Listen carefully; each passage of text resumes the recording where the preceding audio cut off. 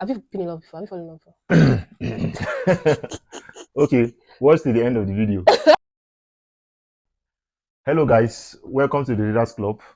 As you all know, my name is James Edwin, and in this episode, I'm going to be discussing a very interesting book titled Five Love Languages by Gary Chapman. The book was first published in 1992, and I'm not going to be doing this discussion alone. I'll be doing it together with my guest here, Marvelous. Say hi to them, Marvelous. Hello, thank you for having me. I'm happy to be here. You are highly welcome. So the book, I'll just do an overview of the book and then we'll start the discussion. The book is focused on helping people build relationship. Most time when people hear five love languages, they assume the book is for only people that are in a relationship. The book is not for people in a relationship alone. The book is for people that wants to build healthy relationship with maybe even at work with their friends and their colleagues, and they don't know how to do that. Yes, so what Gary Chapman was saying in the book is sometimes we want to show people love, but because we don't know how to properly communicate love to them, they don't appreciate it. So he said that there are five different ways you can actually show love to somebody, and we are going to be diving fully into that very shortly. But before then, I would like us to discuss on the a concept that Gary Chapman spoke about in the book called the love tank. So Mavi, I don't know if you have anything to um, say first before we dive into the discussion.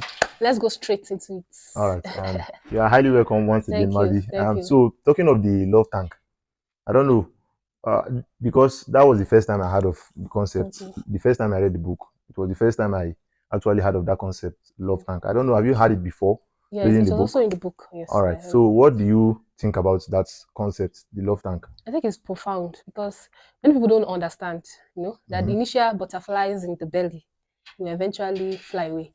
Because most times, the first time of everything, there is so much, kish kish in the body. So people don't know that it's beyond those butterflies that are Okay. feeling. It's commitment. It's being intentional. You understand? Okay. So the love tank, it will be there. But what you should use the love tank to do is to consolidate whatever relationship it is, whether with your mutuals, whether with the opposites. That's what that love tank is supposed to do. It's in that period you guys are supposed to make your decisions. It's in that period you're supposed to know that, okay, am I sure I'm in? Am I sure I'm out? It's in that period that you make your commitment so that even after it's gone, the things you've benefited from it, you can still enjoy it throughout. Okay. Talking of this love tank of a thing. Gary Chapman said that everybody has a tank in them. Everybody has a love tank. Everybody wants to feel loved. Everybody wants to experience love. You get it? So he's saying that there is a love tank. Initially, it started with every child. Every child wants to be loved, and then it's gradually, or it graduated to everybody has a love tank in them. So I think what Gary Chapman was saying there is that just like we have a tank that you fill it with water, that tank in everybody should be filled with love. Yeah. You get it? And Gary Chapman was saying to fill that love tank now, there are five distinct ways which he called five love languages. You get it? I think that is a very profound idea.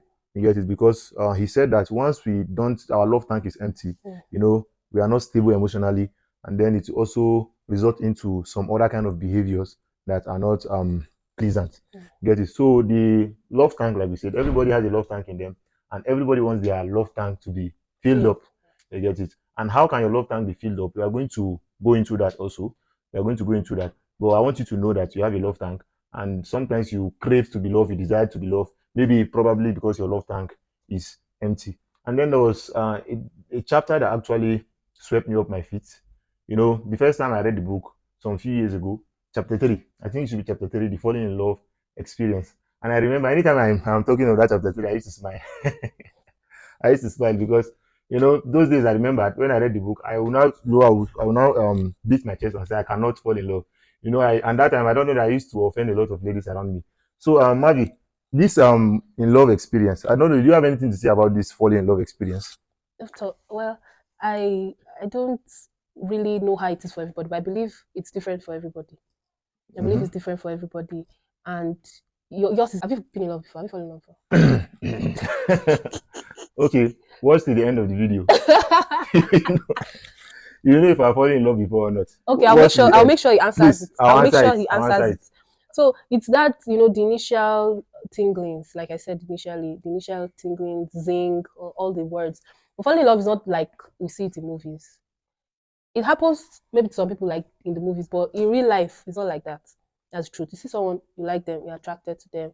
Even your mutuals, you meet somebody for the first time. It happened a lot in NYC. And you guys get along, and all of that. Then after a while, the truth is, you definitely get tired of one another. But when you see the value in the other person, you see the value in yourself, and you feel like, this is destiny.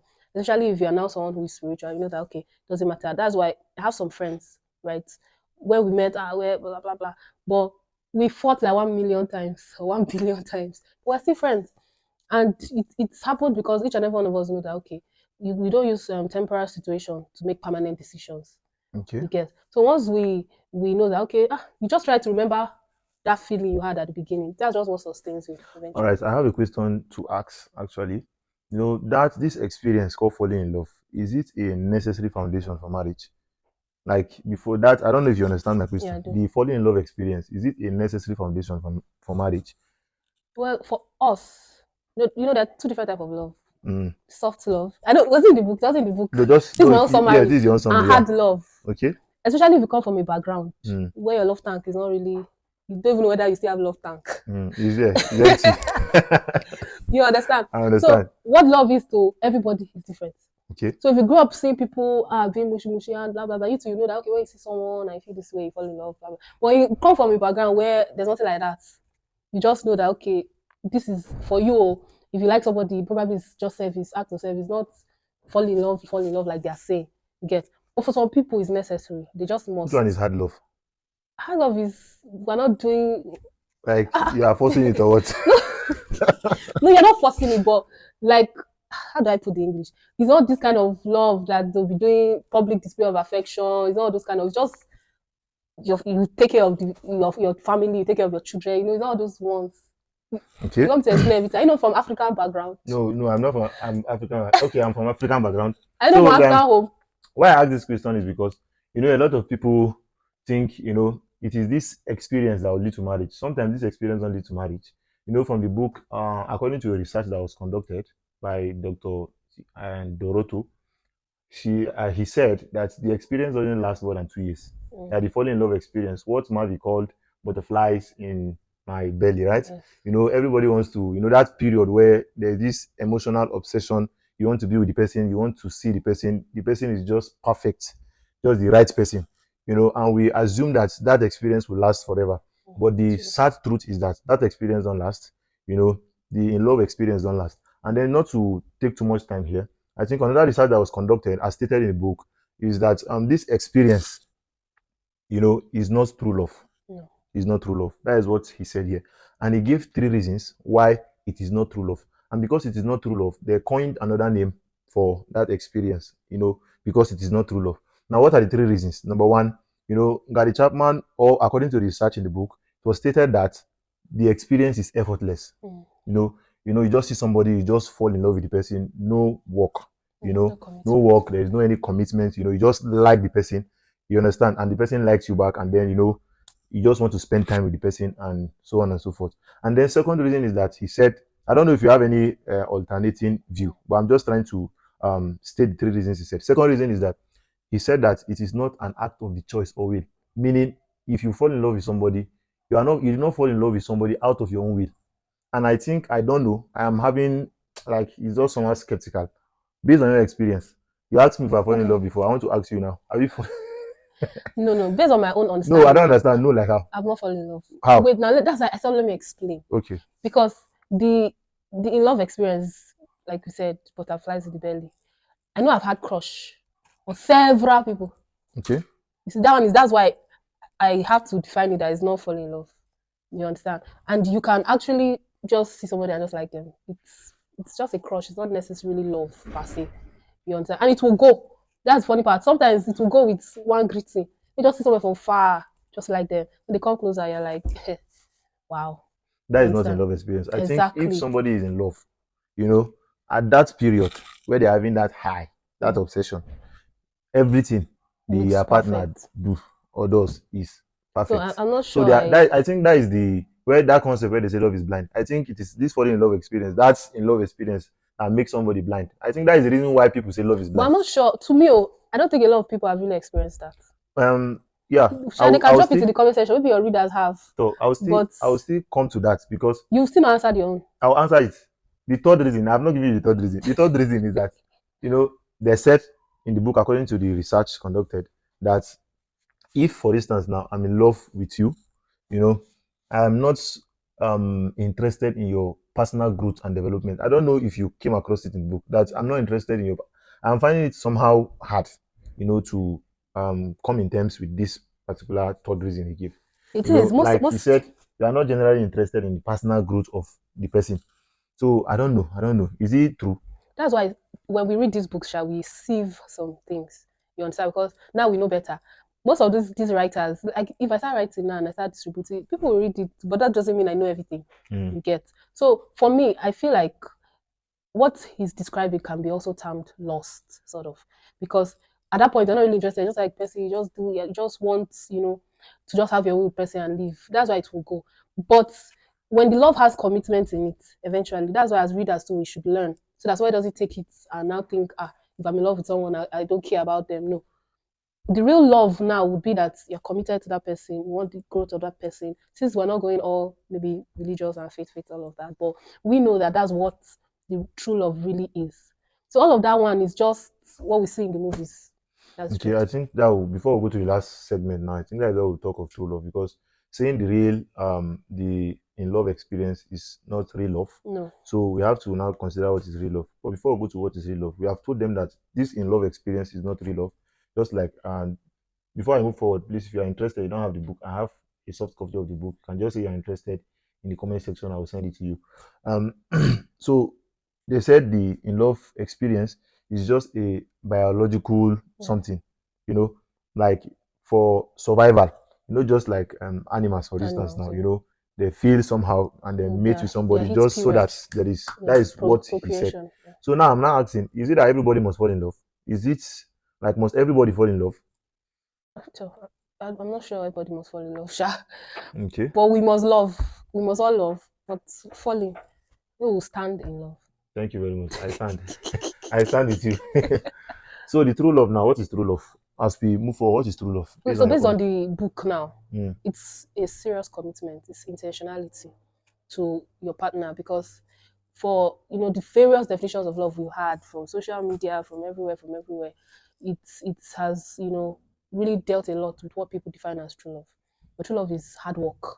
That's true. True love is hard work, commitment, intentionality, drive, consistency, patience. If you start mentioning it, kindness, long suffering because sometimes your partner will do things that you don't like. They'll get on your nerves.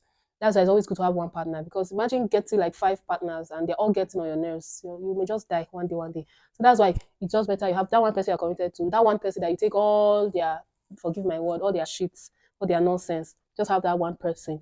You understand? So that's what love really is. Commitment, like the book says, you have to now learn how to love them and love them properly. Because it's one thing for you to be thinking you're loving somebody. It's one thing for the person to be feeling loved. Now it's not jackpot for the person when the person is being loved the way they want to. And everything is still related to our love tank. Some people is even empty. They don't even know how they want to be loved. So that's where your patience now comes in. Okay, now you want to know, okay, what do I do to love? How do I love? The person doesn't even know. Mm. You get. And like he mentioned in some, I think it was chapter 3 or 4, I can't really remember, that even you have to do your work. Because if you research into your life, you realize that, okay, this is are the traumas you had. That might actually be an inroad to what your own love language will be. You get. Okay. So you have to research on yourself, study, and give the lover a chance eventually. So Mm. Now, I love the work aspects you said. True love actually is hard work. it's hard work. It's choice. When you choose to love somebody despite their flaws, despite their shits, like you Yeah, said, you just choose to be committed to this person. yeah, That is what true love is. True love is commitment. It is devotion, yeah. dedication. You said, okay, I choose this person and I choose to love this person, to work it out with this person. That is what true love actually is. So as we are wrapping up, I think we need to move to the different ways Don't let us forget our answer if that I we were have fallen in supposed love to. before. Yes. Why am I laughing? I don't know.